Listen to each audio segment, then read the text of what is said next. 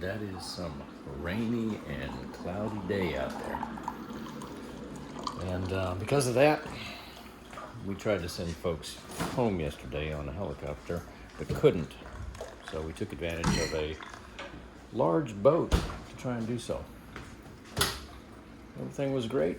That boat was out here earlier in the day scuba diving. Not a problem at all.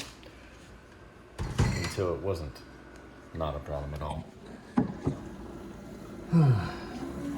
Alright, grabbed a cup of coffee, so it is tea time.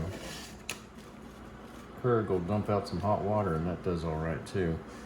So when we got the people on the boat, and they started heading back, things were looking fine. There was a little bit of radar of some clouds. Nothing on the forecast. And then suddenly we had a pop-up baby perfect storm. And when they were about 10 miles away, they called on the radio, and what's on the radar, and they saw it, and I see it. Nothing in particular. And they went from about 3-foot waves to 6 to 10 to 12 to 15-foot waves. And by the time they were about 15 miles away from their destination, it's about a 48-mile ride from here up to the Wilmington area. They had 15 to 20-foot waves. You can imagine that. Think of a wave as tall as your house. And real close together and slapping around. So needless to say, they all had life jackets on. And yes, a few of them probably lost their lunch, that sort of thing. But they made it. And it makes you realize that it is just such a challenge out here in the ocean. I mean, it can seem fine, but it can turn. So part of what we're doing out here is trying to make it safer. And the way we do that is for communications, and the way we make communications better so that companies like Towboat US or Sea Tow can hear about people that are in distress. They're like the AAA of the ocean, and they can help them.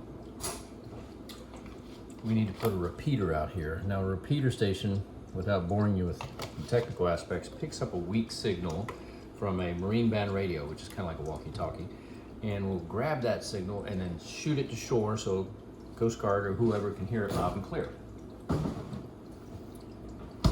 And that wouldn't have made a difference as far as the storm, but it does make a difference when people are out here, batteries low, engine's not running, and they're stuck. So the tower is about restoration, it's about education, but it's also about safety. So we're trying to make it so that people will be safer. We've had a number of people sign up to help on just a basic swap a cup of coffee out per month, and greatly appreciate that. We also appreciate it when you simply, I need to take a drink of this stuff. We appreciate it when you let people know what it is we're trying to do. Word of mouth is the best thing that we can get, I think. The people made it to shore safe. There were a couple boats, and for a while there was a third boat that the Coast Guard was tracking, and they got them to shore too. Meanwhile, no helicopter rides. I'm not going anywhere, and I'm gonna end up being here another week and talk to my sweetheart. She says that she'll survive without me. I don't know how that's possible, but it's safer and better if I'm here rather than trying to put someone in peril getting on a helicopter to come out here. So, plenty of food in the fridge. I'll troubleshoot the electrical system a little bit more because it's still acting strange. See if we can get some videos of the projects, and then tomorrow it's back to the grind, sitting at the desk, working for the big bank. Thank you, Lord, for a Sunday. And a cup of Earl Grey. Not quite the same kick, but you don't want to see me on 3 or 4 cups of coffee. It's not a good sight. Take care, y'all, and hope y'all have a good day. Have a safe one.